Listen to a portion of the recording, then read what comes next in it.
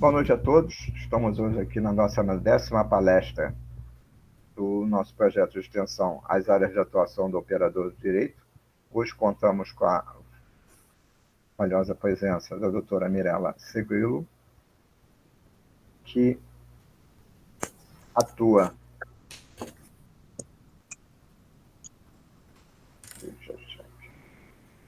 na área civil, né, na área do consumidor, mas ela melhor vai fazer a sua apresentação.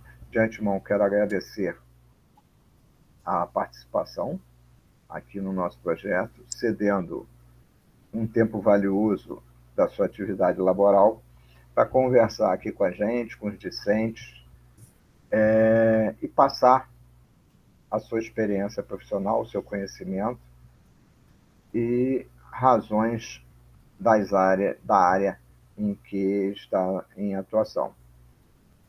Eu sou coordenador do projeto de extensão, Calegari é o nosso vice-coordenador, e dou a palavra aqui à doutora Mirela para que inicie a sua exposição. Boa noite. Boa noite, professor Davi, professor Calegari. Queria agradecer primeiramente o convite para contribuir, contar um pouquinho da minha história. Vamos lá. Eu me formei em Direito, né, em 2017, na Universidade Estácio de Sá. Nos primeiros anos de formada, eu me dediquei ao estudo para concurso público, principalmente para as áreas de Direito do Trabalho, Magistratura Trabalhista, Ministério Público do Trabalho. E esse interesse pela área trabalhista veio principalmente pelo estágio que eu realizei, né, na Justiça do Trabalho, aqui no Tribunal Regional do Trabalho da Primeira Região, em Niterói, junto com o professor Calegari. Eu e o professor Calegari fizemos uma parceria muito bacana, né, durante os 2 anos, no TRT, e a partir dali eu tive um contato maior, né, tanto fazendo minuta de despacho, tendo contato com sentença, audiência, atendimento aos advogados, e aí acabei gostando da área, né. Logo depois desse período dedicado aos estudos, eu senti a necessidade de começar a advogar, e aí comecei a atuar no escritório que eu estou hoje, né, Basto Sociedade de Advogados. Até doutora Aline e doutor Davi já tiveram a oportunidade de conversar aqui um pouquinho, né, contar as áreas de atuação deles. E aqui é um escritório que a gente faz um pouquinho de tudo, né, aquele escritório que a gente chama de full service, né. Cada um tem uma área específica. O doutor Davi, como o professor Davi, né, falou, trabalha com a parte de direito internacional, convenção de Haia. A doutora Aline faz a parte de direito minerário, que são áreas bem diferentes, né, e como eu comentei, é a primeira vez que eu tive contato com essas áreas, né. A gente também pega a parte de direito de família, consumidor, mas especialmente a parte trabalhista fica a meu cargo, né. A gente tem atualmente clientes, tanto empregados como empregadores, né, mas o foco aqui do escritório é atender empresas, né, pequenas empresas, empresas de pequeno porte, que necessitam desse suporte jurídico, né. Então a gente atua principalmente nessa área de compliance trabalhista, ajudando a estruturar as empresas, né, tirando as dúvidas de dia a dia dos empresários, ajudando na estruturação jurídica, tanto na confecção de planos de cargos e salários, de instruções normativas, de contratos de trabalho, tirando aquela dúvida diária dos empresários, né. Essa atuação anterior à judicialização é muito importante, né.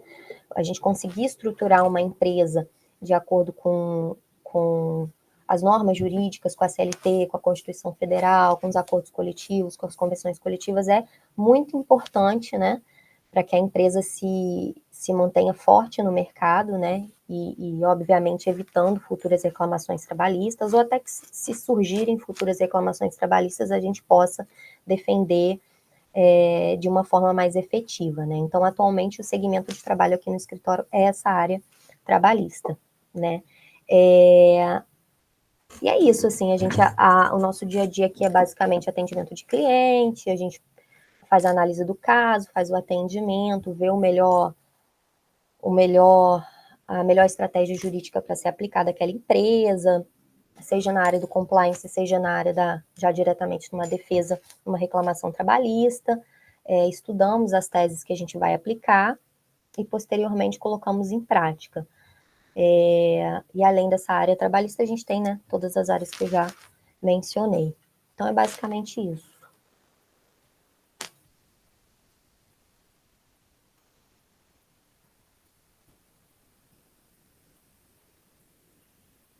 Está desligado o microfone.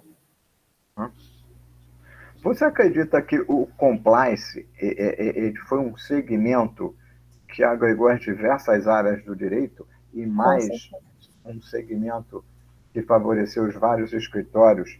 Porque o compliance é se estiver errado, me esclareça. É um somatório da forma de atuação do empregador, do empregado no ambiente do trabalho, porque a gente visualiza essa difusão foi mais, na primeira parte, ela foi lançada nas áreas atinentes à área criminal, mas ela ganhou um respaldo porque o compliance ele é utilizado em quase todas as áreas, se não falar em todas as áreas do direito, Sim. E até no aspecto da administração das empresas, para que não incorram em erros que possam levar a um prejuízo econômico, tanto no aspecto de perda de clientes, mas também que possam ensejar ações nas áreas cíveis ou criminais pela má conduta daquele funcionário. Então, entre aspas, seria uma reeducação, uma educação nesses ambientes laborais, correto? Exatamente, correto. Então, é toda uma estruturação jurídica, né, que é feita na empresa, com o objetivo realmente de organizar, né, juridicamente falando, para que todas as leis, a CLT, as convenções coletivas, os acordos coletivos sejam seguidos, para que a gente evite lá na frente um excesso de reclamações trabalhistas, né, e para manter um ambiente laboral saudável, seguro. Hoje em dia a gente tem muita discussão acerca de assédio moral, assédio sexual, então o compliance ele também entra nesse sentido, né, para você reestruturar a empresa, manter uma empresa juridicamente forte, para evitar uma judicialização excessiva e também para ajudar, se você tem uma empresa juridicamente estruturada, você tem, obviamente, uma produção forte, né? Se você tem um empregado que tem os direitos ali garantidos, você tem uma produtividade muito maior, né? Você tem um ambiente de trabalho seguro, sadio, você tem uma produção, consequentemente, melhor. Então, o compliance, ele ajuda muito em todos esses sentidos, tanto para evitar uma judicialização excessiva, quanto para melhorar um ambiente de trabalho como um todo. E ele é aplicado realmente em diversas áreas, administração pública, na área empresarial, do direito do trabalho, enfim. É um instituto que vem crescendo, principalmente depois ali dessa mudança de visão que o CPC de 2015 trouxe, né, da gente tirar essa visão de uma judicialização excessiva, né, aplicando métodos extrajudiciais de solução de conflitos. Então, o compliance vem muito nesse sentido, né, e é muito importante que o empregador tenha essa consciência, apesar de que isso vem crescendo com o tempo, ainda não é muito difundido, a gente às vezes recebe aqui empregadores que estão ali naquele, já chega na parte do desespero, ou já está com muita reclamação trabalhista, ou já tem uma autuação do Ministério do Trabalho, ou já tem uma notificação do Ministério Público do Trabalho, então a gente tenta ir mudando esse contexto, né, para que os empresários entendam que é importante você ter o acompanhamento de um bom escritório, de uma boa equipe de advogados, desde lá da formação da empresa, até, enfim, passando por toda a estruturação, né? Então, é bem importante. Não, eu quis frisar esse aspecto aí, porque é uma nova visualização do empregador, né? E também uma nova visualização na administração pública. Exatamente. Porque eu sempre trabalhei, eu só trabalhei em dois locais que não foram administração pública, em que existia um assédio moral, era latente, a atuação das chefias ou das pessoas nesse tipo de assédio, né, de coação em determinadas situações, e a pessoa... Não, Natália, aqui a gente atua para empregado, reclamantes e empregadores, mas na maior parte são para os empregadores, sim. Mas a gente tem alguns clientes reclamantes também. Então, aí, continuando. Então, essa visualização que há uns tempos atrás a gente existia no sentido do empregador desconhecer que a conduta dele não era apropriada, entre aspas, que podia ensejar ou reclamação trabalhista ou até uma ação na parte criminal, porque o desconhecimento da lei é inexcusável, mas a gente o que mais vê é o desconhecimento da lei. Então, essa introdução do compliance no nosso ambiente social e até na administração pública, porque o que a gente estava conversando antes da gravação, né, aquele exemplo que eu dei, é uma situação de uma coação que a pessoa estava imprimindo ali as partes, que é uma coisa inadmissível. E às vezes até pode chegar a um atrito que pode até levar à agressão, porque se as partes não transigirem, vai dar problema. Então, essa atuação, como é que se diz, nicho de mercado, veio a possibilitar tanto o operador de direito como a clientela, como a atividade pública, né, em vários e vários órgãos, que hoje eles são, como é que se diz, oxigenados com vários e vários cursos que os funcionários são obrigados a fazer por ano, e os dirigentes, o MP, o defensor, ou o juiz, são obrigados a fazerem cursos para eles se qualificarem, e esses cursos também são direcionados para essa área.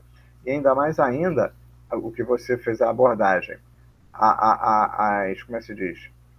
Os tratos extrajudiciais, para desafogar o judiciário, coisa que já existe no common law, e aqui é que está chegando, e que não afeta a atividade laboral do advogado, porque o advogado vai atuar, só que extrajudicialmente vai ter o pagamento pelo efetivo serviço, mas não vai ter entre aspas, aquele sofrimento da judicialização da coisa.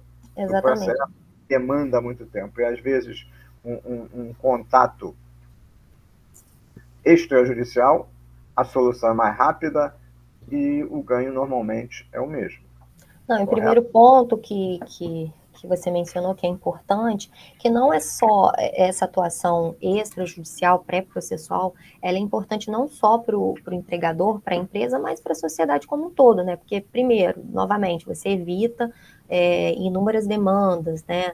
O Poder Judiciário já é abarrotado, então você evita novas demandas, você evita, por exemplo, quando você tem uma atuação nessa área de saúde, higiene e segurança do trabalho, você evita, por exemplo, doenças ocupacionais, doenças do trabalho, então você desafoga a previdência social, por exemplo, né? Então é uma cadeia de benefícios não só para o empregador, mas para a sociedade como um todo, né? E para o advogado é uma área interessante, porque quando a gente advoga para o reclamante, a gente sabe que tem toda a intercorrência, né, que acontece no processo, às vezes o processo é muito demorado, tem a possibilidade de recurso, enfim, a fase de execução demora um pouco. Quando você tem esses clientes voltados para essa área empresarial, você consegue ter aquele cliente fixo que vai te pagar uma quantia mensal para você trabalhar em cima daquilo, né? Para estruturar a empresa, para tirar dúvida, para fazer toda essa parte jurídica. Então, para o advogado também é muito interessante, como você disse, não tira a atuação do advogado, pelo contrário, é uma atuação até muito mais efetiva, porque você está no dia a dia da empresa. Às vezes o empresário te liga, quer tirar uma dúvida diária, né? Quer tirar uma dúvida corriqueira ali, quer implementar uma nova instrução normativa da empresa. Então, é um trabalho contínuo e resguarda também o empregador caso venha a ser ajuizada alguma demanda, né? E facilita a vida do advogado também numa futura demanda, né? Quando você tem tudo muito bem documentado, quando todas as verbas são pagas de forma correta, quando você tem certeza que o ambiente de trabalho é um ambiente saudável, seguro, facilita para todo mundo. Não, com certeza. E é uma área que veio e vai continuar persistir em cima do quê? Uma educação prévia, né? Um tratamento prévio, antecipado, para que não ocorra nenhum embrólio futuro pela não atuação nessa área. É igual o exemplo que tu deu da segurança do trabalho. Lá, o responsável pela CIPA na empresa. Às vezes aquilo fica banalizado se o coordenador de segurança do trabalho não for efetivo e não impor, não, ô chefia, a regra é essa, não pode ser feita. A mesma coisa na área da compliance. A atuação do profissional, do operador de direito nessa área é incisiva para alertar tanto o empregado como o empregador de como ele deve atuar, gerir, né, no caso do empregador, a Sim. sua atuação perante os seus funcionários. E até Uhum. aquilo que você falou na administração pública, isso está mais difundido porque as situações de assédio moral que às vezes possam existir vai ser já o quê? Um processo administrativo, um PAD Sim. que vai, dependendo do órgão, o funcionário vai para a rua, ou o chefe vai ser punido, não vai ser promovido, vai ser suspenso. Exatamente. Você ter canais de denúncia, né, efetivos, palestras, o ensinamento mesmo no dia a dia da empresa, do que pode ser feito, do que não pode ser feito, em relação ao poder diretivo do empregador também, até onde vai esse limite do poder diretivo do empregador, o que, que ele pode impor, o que, que ele não pode, não só do empregador também, mas no ambiente de trabalho, os empregados, né, os colaboradores entre si, o que pode ser feito, o que não pode. Então é importante que tanto nas empresas privadas como na administração pública tem esses canais, né, de essas ouvidorias, né, para que esses casos sejam denunciados e isso chegue a uma punição efetiva, né. E até sejam filtrados se efetivamente aquilo aconteceu ou não aconteceu. Exatamente. Porque hoje em dia, nos órgãos públicos, o PAD, né, o processo administrativo, ele, com contraditório e com ampla defesa, vai sanear e ver quem é que está certo ou quem está errado e vai receber a devida sanção. Então, essa é uma visualização bem interessante. E na Sim. área trabalhista, você faz mais o quê? O atendimento? Aqui os clientes são mais empregadores.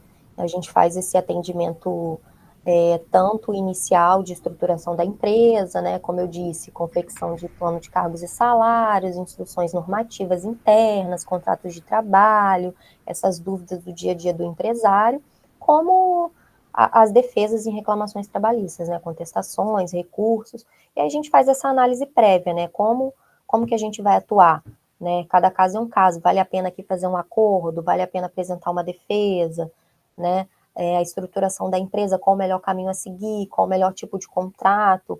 Com a reforma trabalhista, a gente teve algumas mudanças, né? Positivas para o empregador nesse sentido, né? A gente tem novos tipos de contrato, como, por exemplo, contrato de trabalho intermitente, a possibilidade de acordo extrajudicial. Então, a gente utiliza o que a lei, obviamente, tudo dentro da lei, né? Dentro da CLT, da Constituição, dos acordos e convenções coletivos, tudo que a gente possa aproveitar para aquele empregador naquele segmento de trabalho, né? Então é isso, a gente estuda, cada caso um caso, estuda e vê como vai atuar.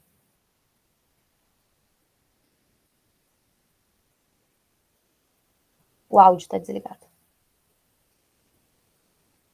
Eu sempre esqueço isso. Essa adequação que o operador de direito tem, né, em repassar também essas orientações, essa assessoria para aquele que se socorre do próprio escritório. Uma coisa que veio à mente agora. Desculpe interromper, mas é a parte mais difícil, né? Você fazer o cliente entender que às vezes aquele caminho é o melhor, mas não é o que ele quer, né? Então, ter essa comunicação aberta é muito importante, né?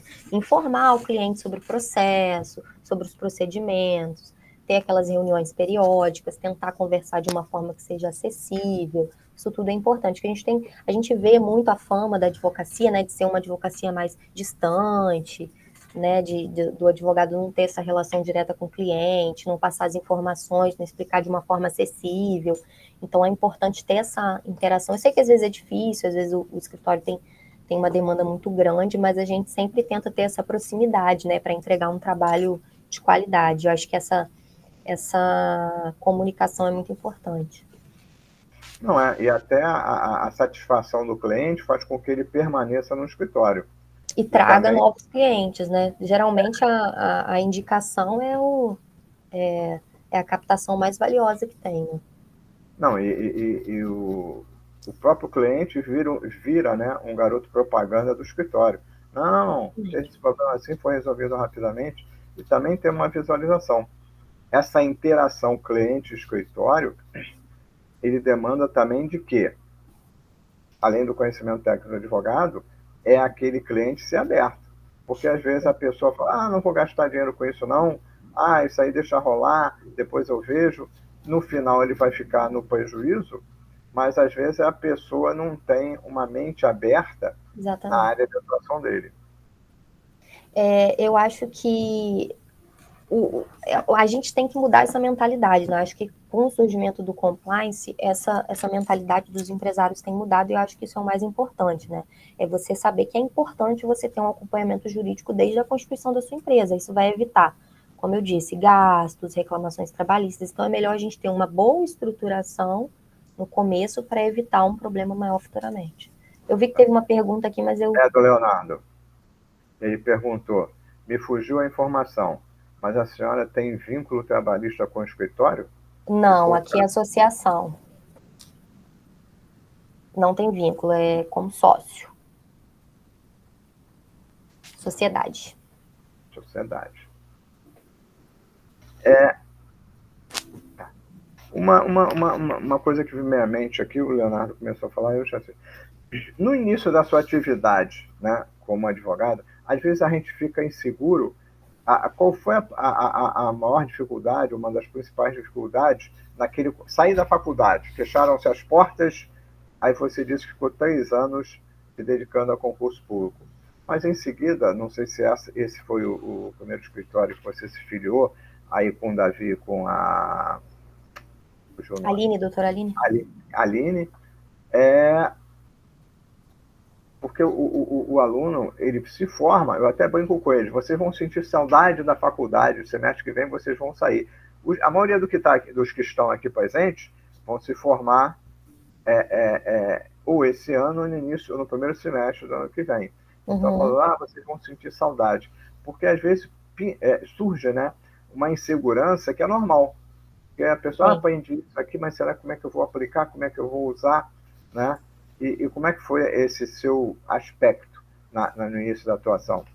Assim, tem coisas que não tem jeito, só a prática você vai aprender, só no ambiente você vai aprender. Então, por exemplo, uma audiência, você só vai aprender indo fazer uma audiência. Então, obviamente, você tem que se preparar, tem que estudar o caso, mas só aquele ambiente vai te fazer realmente entrar naquele mundo e aprender. Então, não tem jeito, não pode ter medo.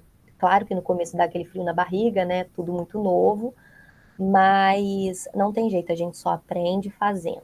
Então, por isso que eu estava comentando com você, professor, acho muito importante a gente explorar as áreas, né?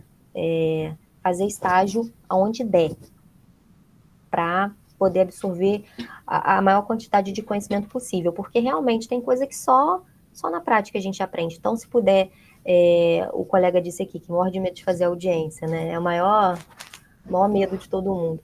Mas se você puder, por exemplo, em algum tribunal assistir alguma audiência, toda audiência é pública, né, praticamente, menos aquelas que tramitam em segredo de justiça. Então, se você puder ir assistir uma audiência só para ver como é que funciona, onde que senta, a hora que fala, como o juiz conduz a audiência, ou ir assistir uma sustentação oral para saber que horas o relator fala, como que é a sustentação de um advogado, é muito interessante também.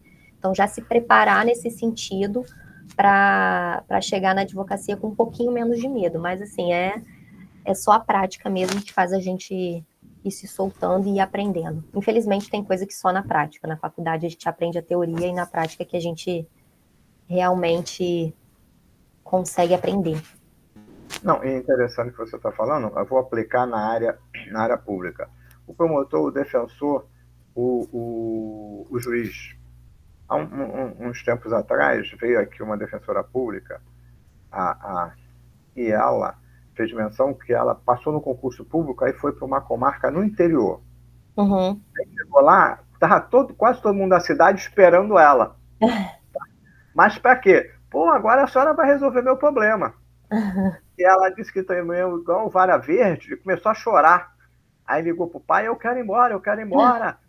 Não, tá todo mundo pensando que eu vou resolver o problema deles. Então, que ela ficava a noite toda vendo, era um monte de processos, e era a primeira vez que foi designado um defensor público lá para a cidade. Então, é uma coisa normal. A mesma coisa o MP, a mesma coisa o juiz, ele passa, só que hoje em dia já tem como é que se diz? Uma estratégia que é um tipo de estágio, né? O juiz passa no concurso público, ele vai rodar um mês, várias. E geralmente tem um curso de formação, né? Facilita, o advogado já não tem. Então, assim, joga e vai.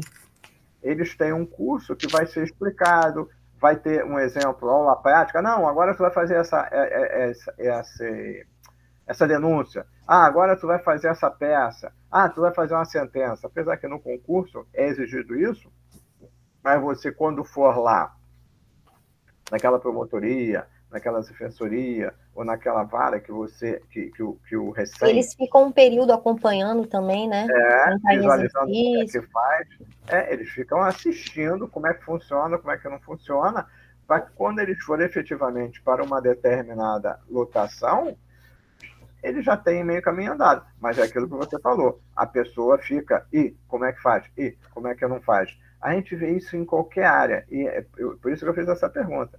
Porque qualquer atividade é igual você faz autoescola, né? Aí vai lá para a prova prática e faz 6 vezes até passar.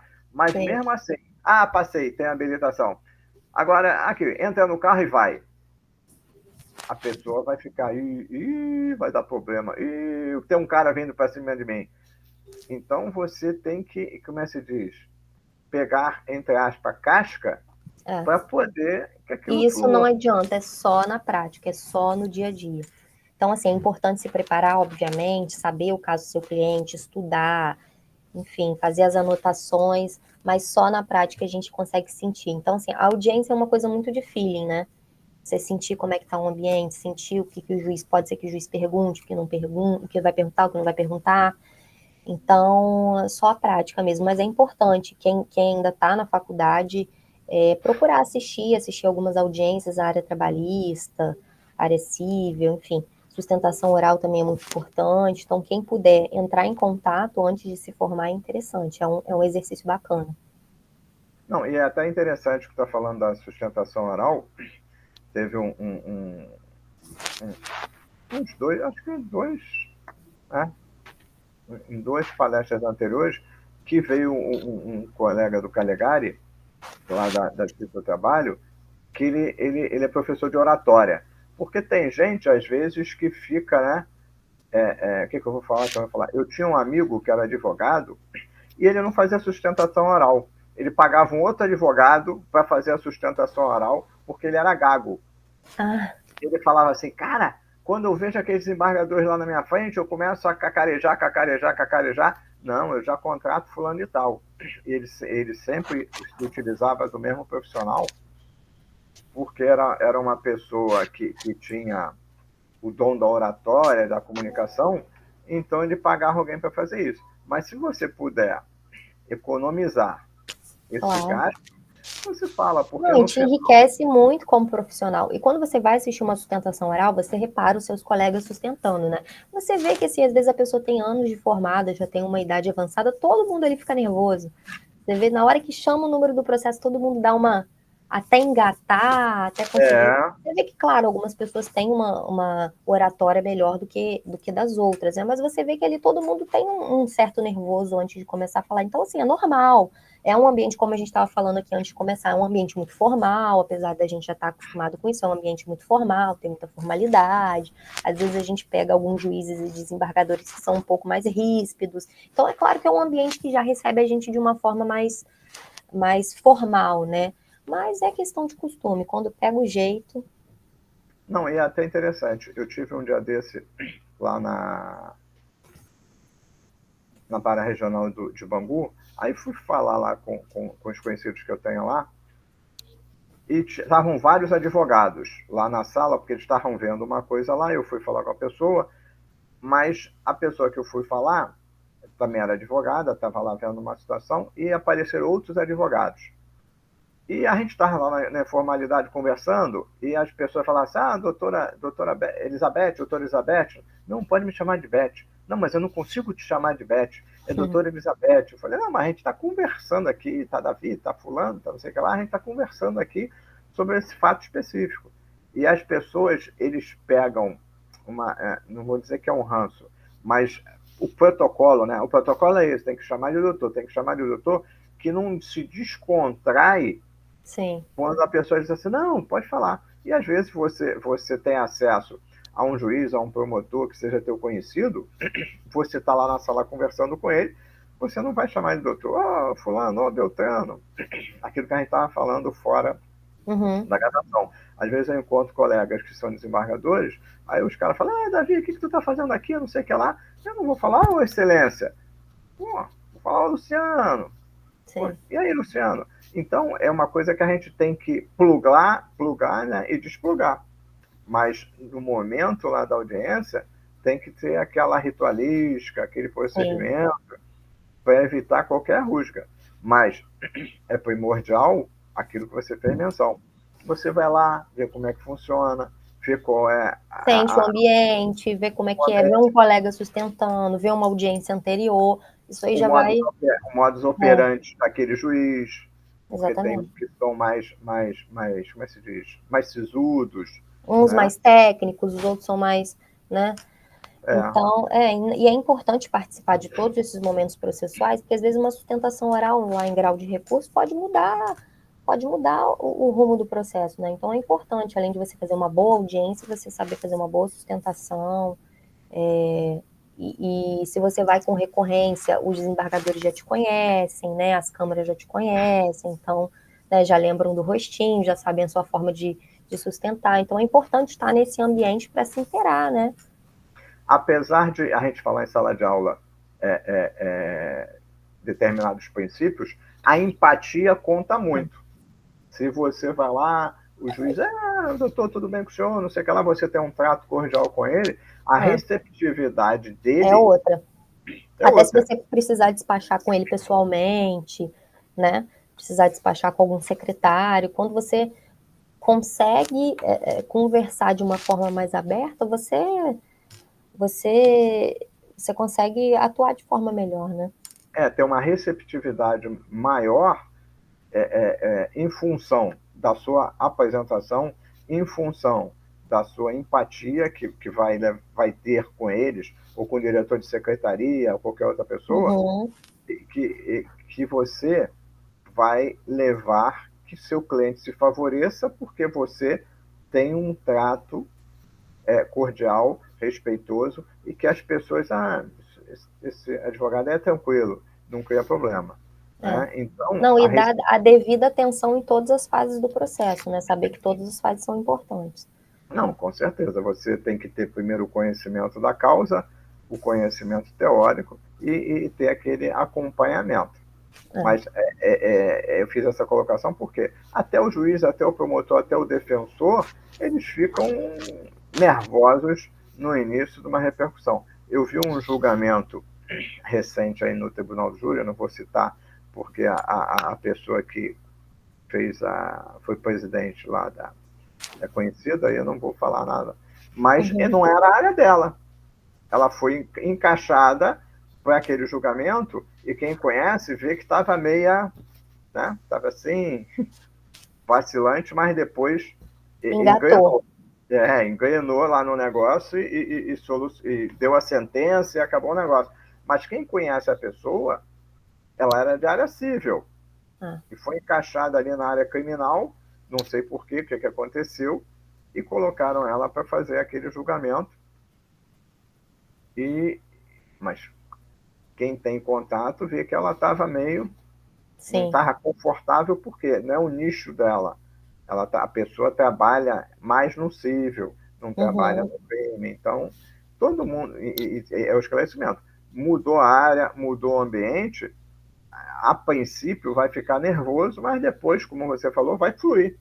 Tudo Aquilo que é ali vai. novo traz um certo medo, né? Mas depois, quando você toma gosto e se ambienta no local, você já consegue deixar fluir. Por isso que é importante, retorno a dizer, é importante a gente fazer estágio em várias áreas e principalmente em escritório de advocacia. Se você quer seguir a carreira, uma coisa que eu acho que eu vacilei muito na minha formação foi não ter procurado mais oportunidades de estágio em outras áreas, principalmente em escritório, porque no escritório você tem contato com isso tudo, desde da reunião com o cliente, até o estudo da tese que você vai utilizar, a confecção das peças, acompanhar o advogado numa audiência, numa sustentação oral, isso, ver como que mexe no sistema, como é que conta prazo, esse dia a dia do escritório ajuda muito a gente se formar e não ter esse medo, porque você já vai ter tido o contato necessário, né?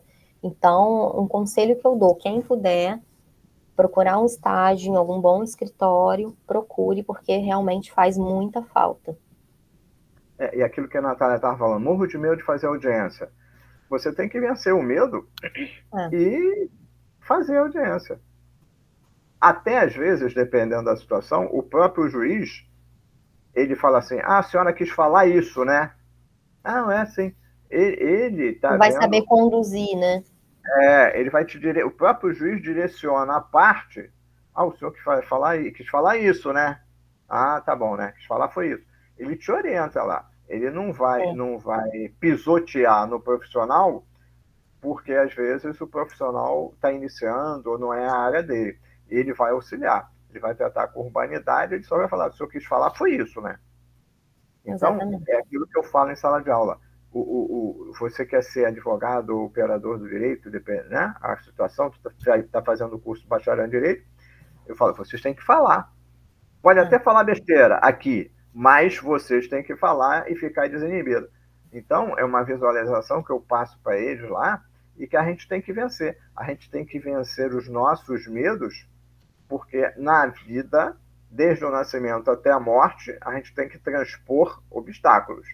Por isso que esse bate-papo aqui também é muito importante, né? Não é por isso que a gente traz os profissionais aqui e direcionado para os alunos, que é nesse sentido. A gente tem que se atualizar sempre, por exemplo, do compliance, que tem acho que uns 6, 7 anos, né, que foi introduzido e é difundido. Eu tenho vários colegas que trabalham especificamente nessa área, Uhum, o que eu falo para eles, é um nicho de mercado. Eu falo para eles, mediação é um nicho de mercado. exatamente. A justiça restaurativa que eles estão introduzindo agora aqui no Estado e que lá no Rio Grande do Sul já tem quase 20 anos, é um nicho de mercado. A pessoa se socorre de você, como profissional, você vai atuar, vai dar as orientações, o profissional, o operador de direito, vai ser pago. E a Sim. solução vai ser resolvida. Né? Eles estão aplicando mais na Maria da Penha, mas eles estão ampliando a vara da infância e juventude, está aplicando no menor, com os menores infratores, mas eles já estão O querendo ampliar. Ministério Público já fala de justiça restaurativa há muito tempo, né? Mas às vezes a gente visualiza, rapidinho aqui para a gente voltar, a resolução 225 do CNJ, ele fala prática restaurativa, justiça restaurativa, ele usa muita terminologia, porque o GCRIM é prática restaurativa. A Sim, NPP é prática restaurativa, mas não é justiça restaurativa. Então, às vezes, até o profissional tem que saber qual a terminologia, porque a justiça restaurativa ela fecha no infrator, na vítima, uhum, na família da vítima, na comunidade e no facilitador. Então, eu falo para eles em sala, vocês têm que conhecer e dominar as terminologias, sim, porque até você às vezes escuta, você fez menção aí do Ministério Público, eles falam em justiça restaurativa, mas o que existe são práticas em determinadas situações que são chamadas práticas restaurativas. No exemplo da NPP, a vítima não se mete naquilo, então aquilo não é justiça restaurativa. sim, Então, eles dizem que é. mas não é. Se você pegar essa resolução do CNJ, ele vem nos incisos explicando o que é o que, quem é quem ali na situação. E às vezes você for solicitado por um cliente, eu me envolvi num problema lá da Maria da Penha e fui intimado para comparecer em círculo de homens da Maria da Penha. Como é que eu faço? Você tem que orientar o seu cliente. Então, várias e várias nichos de mercado que estão entrando aqui no estado, né? Porque como eu falei lá no sul, São Paulo, Bahia, Minas Gerais, Distrito Federal, isso já está rolando há muito tempo, mas aqui é novo. Sim. Então são nichos de mercado que, se a pessoa quiser se direcionar, é um nicho interessante e, como a gente estava falando antes da gravação, vai receber? Vai receber. E vai ser mais rápido? Vai ser mais rápido. E resolve o problema sem a necessidade de judicializar e prolongar e gastar mais, que a gente sabe, por exemplo, a justiça estadual aqui é muito cara, né? Então, o recolhimento de custas no Tribunal de Justiça aqui do Rio é muito caro. Então, quando você atua dessa forma anterior, pré-processual, você evita, né? Evita gastos desnecessários, enfim. Com certeza. Se você pegar em Minas Gerais, a diferença de preço, você leva até um choque, né? Ué, aqui é 1.000, lá é R$80, por que é isso? É o TJ de lá, a situação é de lá, então são essas coisas. Calegari, meu amigo. Ouvindo e aprendendo com vocês. Um pouco prejudicado hoje para participar, mas vamos fazer algumas considerações aqui. Eu reputo, Davi, e também os alunos estão presentes, a Mirella foi, sem dúvida alguma, a melhor estagiária que passou pelo TRT, onde eu trabalhei, né? E fez um estágio, verdadeiramente um estágio. Não foi escraviária, né? Então, desde aquela questão que ela colocou de aprender no escritório, o modelo do escritório de real, né? Nós procuramos fazer no tribunal, né, Mirella?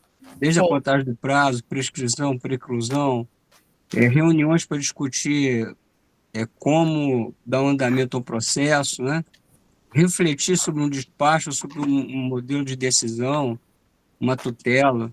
Isso é muito importante para que o estágio tenha essa finalidade pedagógica, né? E até mesmo para direcionar a carreira.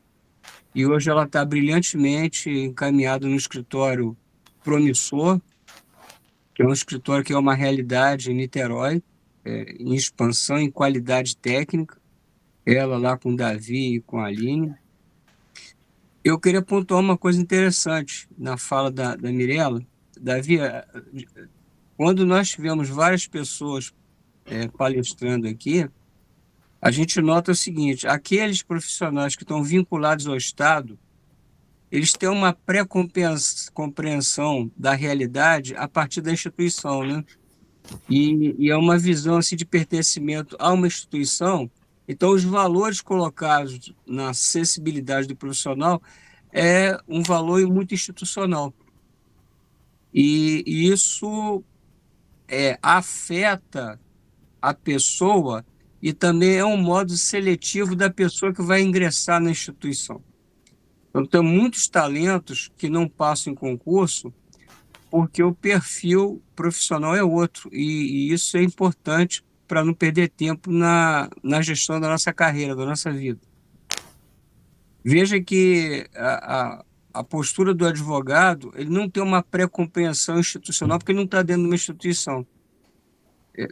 Se você observar a fala da Mirella, foi uma fala muito econômica no início, porque o advogado ele não vai panfletar o que é o valor da instituição para a sociedade.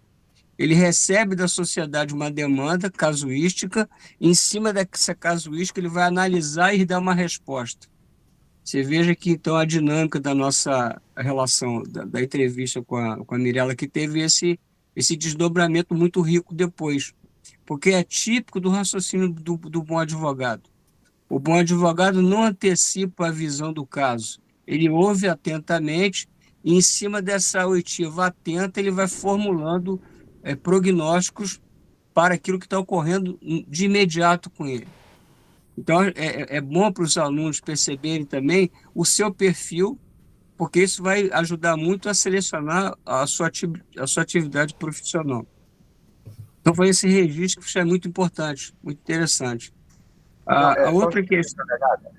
Só para traduzir isso, a diferença, né, que a gente visualiza no advogado que atua é que ele toma conhecimento, escuta, visualiza mentalmente quais as atitudes que ele vai tomar, mas estuda em cima disso. Estuda em cima disso, ele fica silente, ele só fica observando e diz, tá bom. Ele não deve se precipitar em exteriorizar um pensamento. Às vezes eu dou exemplo em sala de aula, um exemplo prático, eu participei de um julgamento de um tribunal do júri, que eu fui testemunha, e eram 4 acusados. Eu falei, aí o advogado, uma das partes, levantou a mão e disse assim, pela ordem, excelência, a testemunha não fez menção ao meu cliente. Aí o juiz olhou para mim e disse assim, o que o senhor tem a falar? Eu falei, quem é o cliente dele? É fulano. Ele que guardava o armamento do grupo de extermínio. Aí o juiz, está satisfeito, doutor? Se ele ficasse calado, e ele, na hora do debate oral, ele falasse, meu cliente não foi mencionado pelas testemunhas. Ele já resolveu o problema do cliente dele, mas ele foi assodado. Eu quero que fique consignado que a testemunha não mencionou meu cliente. Ele já matou o cliente dele. Né? Então, são situações, aquilo que Calegari abordou. Escuta, observa, estuda, impõe a tática que vai ser utilizada, mas só fala o necessário quando for arguído. E às vezes a tese que você vai escolher não vai ser a que o cliente vai querer seguir, né? Se você for usar uma metáfora da linha do trem, pare, olhe, escute, depois siga. Lembra dessa metáfora de atravessar uma linha do trem para não ser atropelado pelos fatos, né? Não, só e aduzindo a isso aí, recentemente, eu estava numa reunião, aí a pessoa tocou eu não sei o nome daquilo, é uma cuia de metal que roda, ele atrita, aí tem um som, né? Aí a pessoa fala assim, ouve, escute e conecte. Aí eu fiquei com aquilo na cabeça. Por quê? Primeiro você escuta, tu ouve, e depois você vai se conectar com aquilo. E é a atuação do advogado. Ele ouve, ele escuta, e depois ele forma o raciocínio dele de qual forma ele vai atuar naquilo. Desculpe, Calegari, continua. Não, isso mesmo. Isso é importante, porque até agora o livro que eu estou terminando de concluir, a relação dentro do processo, ela, como direito fundamental da parte, ela exige diálogo e discurso, né? E essa interação comunicativa, ela sofre efeitos de 2 perfis muito diferentes. O juiz, ele tem um perfil reativo, né? Porque ele é provocado para ter uma reação que é uma decisão, né? E é uma reação que cada vez mais é padronizada pela jurisprudência de valores, porque hoje prevalece mais o que os tribunais dizem, sobretudo nas decisões vinculantes. Então, esse aprisionamento institucional é muito forte nessas carreiras. Veja o caso que o juiz, para julgar de uma forma diferente do tribunal, ele tem que apresentar o distingo, ele tem que fundamentar a distinção do caso para ele se libertar dessas marras dos valores do tribunal, da jurisprudência de valores.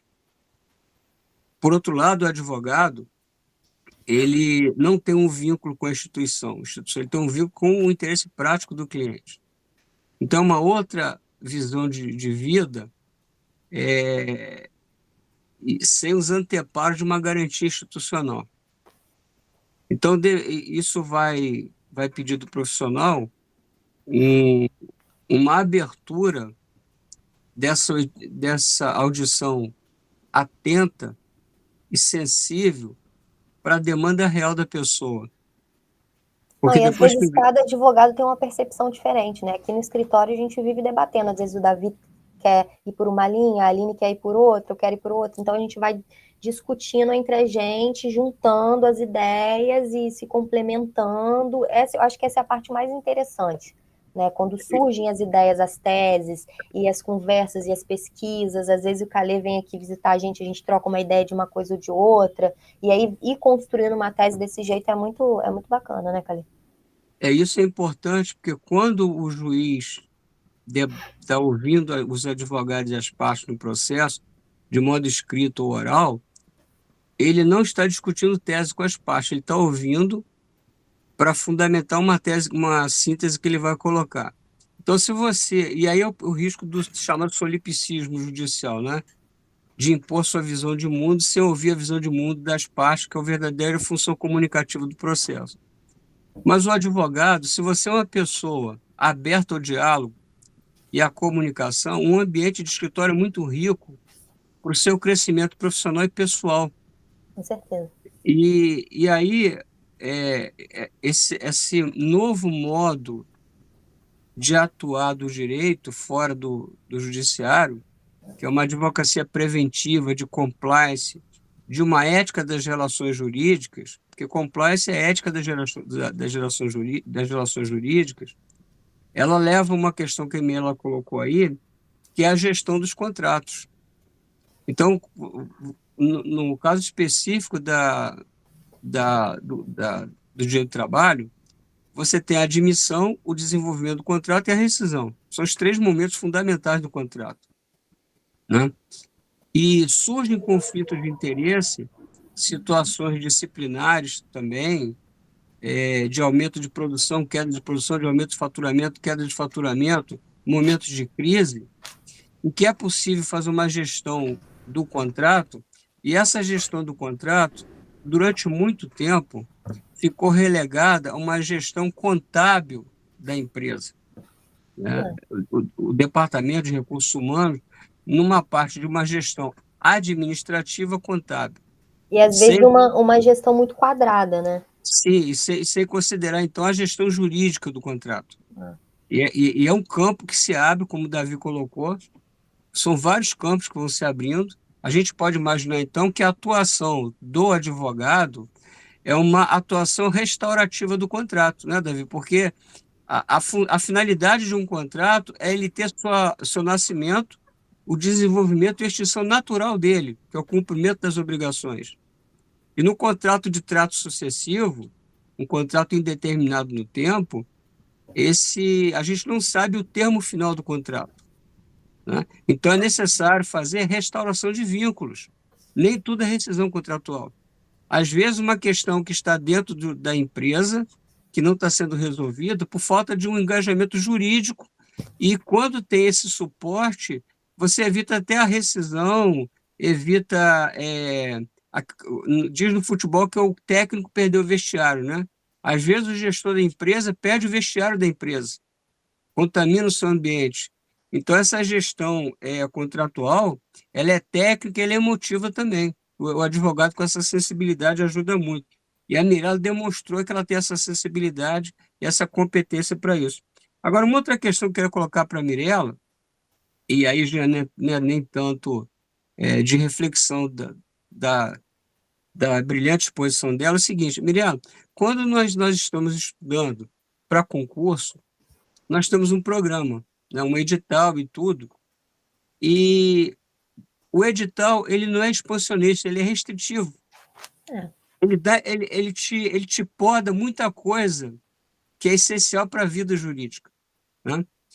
Então, quando você desloca sua perspectiva de trabalho de concurso para escritório, que eu acho que é uma grande vocação sua, e que você não será, né, já é uma brilhante advogada, com uma carreira muito promissora, mais ainda, eu queria pensar no como se dá o estudo do advogado, a diferença da dinâmica. Quando você tem um estudo estático para concurso, que é bater aqueles itens do edital, aquela coisa Letra de maçante, lei, letra seca da lei. e como Né? que é feito o estudo do advogado do dia a dia do escritório?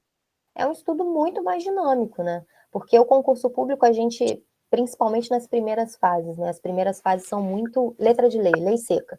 Então é aquela decoreba, uma banca ou outra traz um entendimento jurisprudencial, né? mas o estudo no escritório é muito mais enriquecedor. Quando vem um caso concreto para cá, alguma coisa que acontece na vida real, e você consegue colocar a sua visão, o Davi consegue colocar a dele, a Aline consegue colocar a dela, a gente faz, obviamente, o estudo da lei, que é muito importante, o estudo da doutrina, conjuga com os julgados, com a jurisprudência e forma uma tese, é muito mais aprofundado do que um estudo para concurso, que infelizmente é muito, ali como você falou, enclausurado naquele edital, naquele tipo de estudo, no que a banca cobra. O estudo do advogado é muito mais amplo, né? Daí, Davi e Mirela, a gente pode perceber o seguinte, Davi. Observe no início da fala da Mirela uma coisa importante que ela deixou para os alunos, que é o Mas seguinte. também, Calete, interrompendo, eu acho Sim, que esse período de estudo também foi muito importante, e quem estuda também para concurso público também vem com uma carga boa, porque é muito importante a gente também ter um conhecimento da letra fria da lei, né? Dos procedimentos, como o professor Davi estava falando no começo, você saber como é o funcionamento de um código de processo penal, de um código penal, do código civil, isso também é muito importante. E os concursos, eles também estão se atualizando. Agora, além da cobrança dessa letra fria da lei, tem a cobrança dos julgados, da jurisprudência. Então, o concurseiro, ele também vem um pouco atualizado, né? Então, isso também ajuda muito no estudo do advogado, né? Para você montar uma tese, desenvolver. Também é uma bagagem bacana, mas realmente dentro dessa restrição que o estudo, naturalmente, que o estudo traz, né? Porque é você ter que fazer uma prova, passar naquela prova. Qual o perfil daquela banca? O que aquela banca mais cobra? Então, você vai sempre por uma linha, né? Para passar por aquela etapa. E na advocacia é diferente, você tem um horizonte muito grande, né? Então, é uma possibilidade de estudo muito maior, um aprofundamento muito maior, né?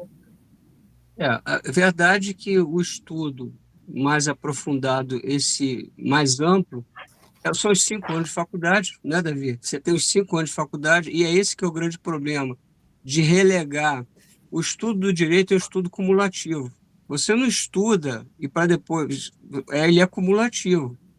Então, dá importância a cada estágio da faculdade para poder fazer esse conhecimento acumulado.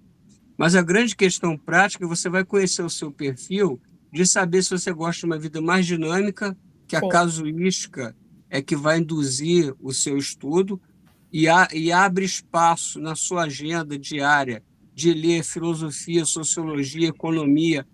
Você tem uma observação maior do que o mundo da vida, da de ter o necessidade das contato com pessoas. outras áreas também, que às vezes Sim, uma é carreira muito pública mais não vai te dar, né? interdisciplinar.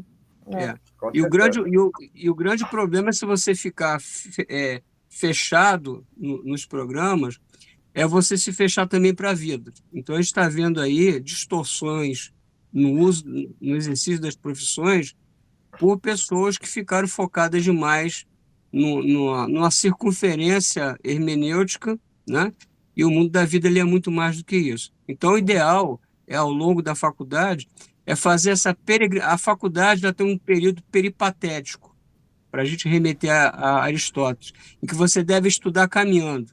Como Davi leva, vai no fórum, vai na delegacia de polícia, conhece os ambientes, Isso é os muito profissionais. importante. É. A nossa vida ela é peripatética, então o aprendizado deveria ser também. Mas principalmente, sobretudo, o que você traz para a gente hoje é o perfil que a gente vai consolidando e adequando a nossa visão de mundo e como eu sou me colocando no mundo. Eu acho que você Uhum. colocou isso muito bem para a gente hoje. Com Terminei, certeza. Davi. Tá, joia. Com certeza. Por quê? A gente traz Mirella aqui, que trabalha como advogado. Então, o perfil dela, como o próprio Calegari assinalou, chega o caso, eles faz o estudo, confabula com a Aline e Davi, e eles formam a tese que será aplicada.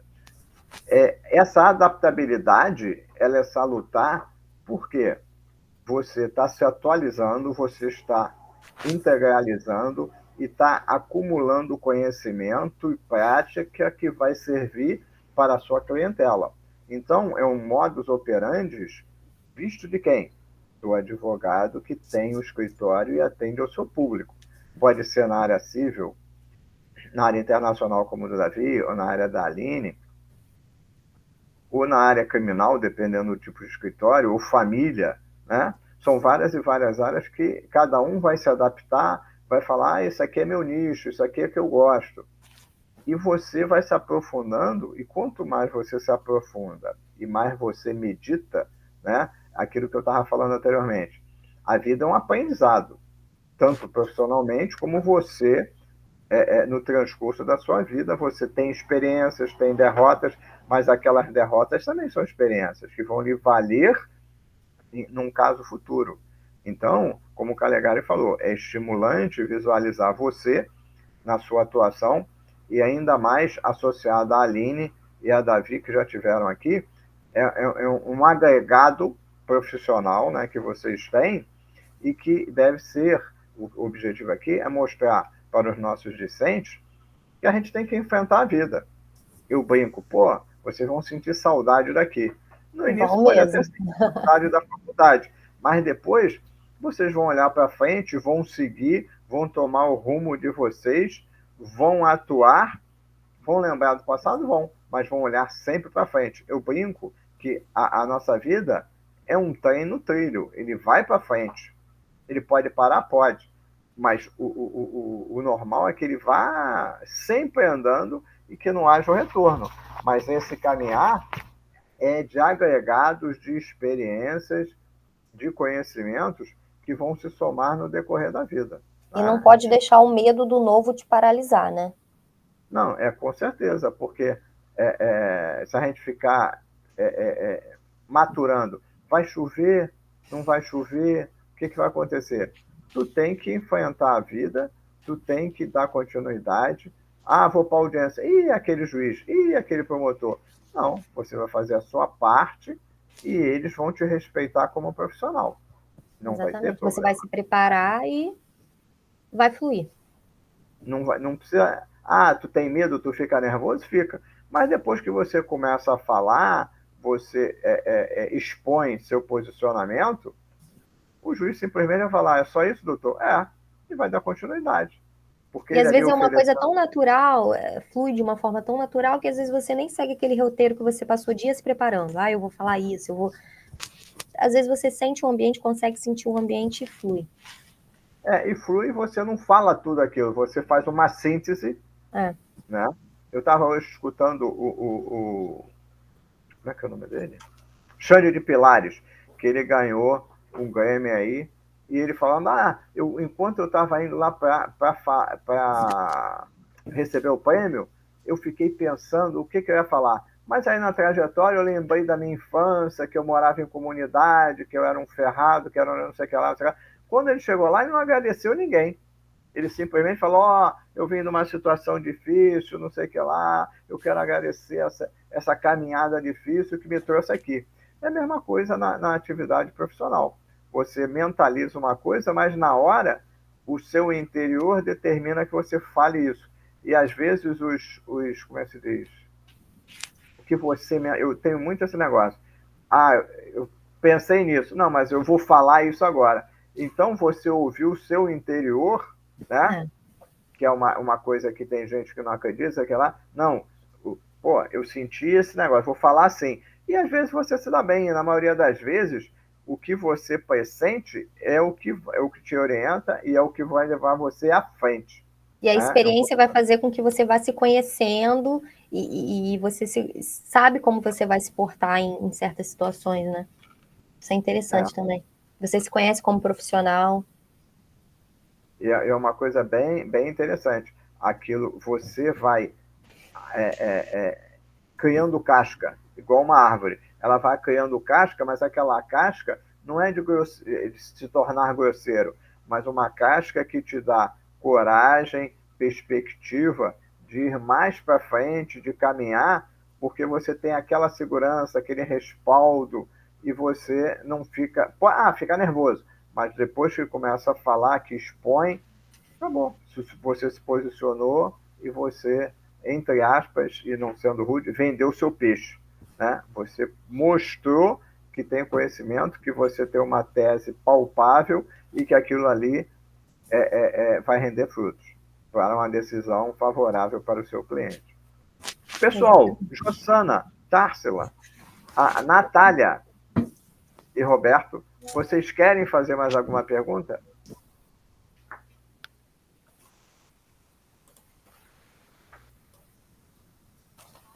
Fala, Natália.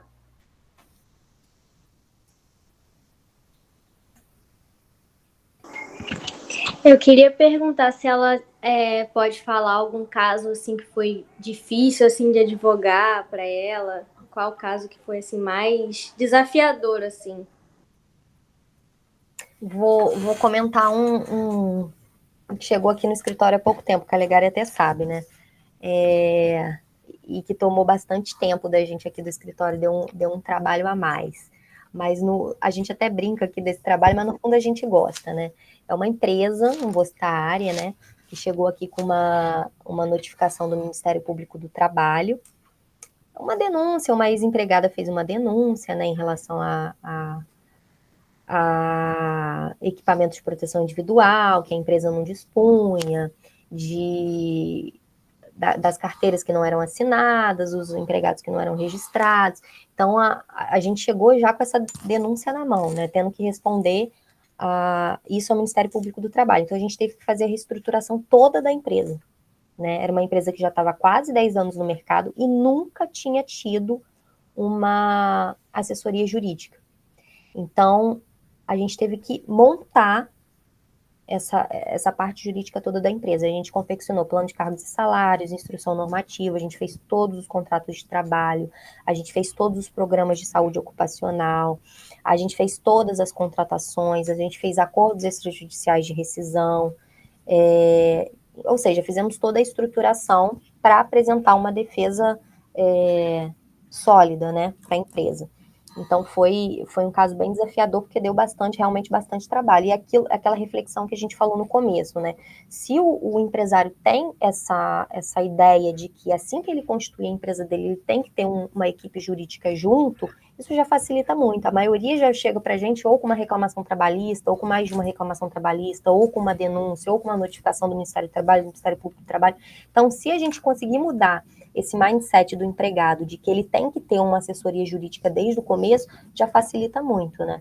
Então, eu acho que esse tem sido o nosso trabalho nos últimos dias, né, em relação a reestruturar essa empresa. Foi difícil, mas a gente conseguiu e tivemos sucesso. Mais alguém? Então, só nos resta agradecer, Mirela, pelo tempo dado aqui para o nosso projeto. Nós ficamos muito gratos pela sua palestra, né, pelo repassar da sua experiência. Calegari, né, que a trouxe aqui, assim como trouxe a Aline, assim como trouxe o Davi, e aquilo que eu falei no início. O nosso objetivo aqui é dar um lastro de conhecimento para os nossos discentes que, a partir do momento que eles terminarem, eles vão caminhar sozinhos. Mas esse caminhar já está tendo uma orientação de como deve ser feito. Né? Primeiro tem que, entre aspas, meter as caras e Natália vai fazer né, as audiências dela, vai exposição oral, vai tudo lá e vai sair. Se vou tirar de letra. Né? E esse aqui é o nosso objetivo e espero que ele tenha sido alcançado. Eu agradeço a oportunidade, professor Davi, professor Calegari. Quando precisarem, a gente está aqui à disposição para contribuir.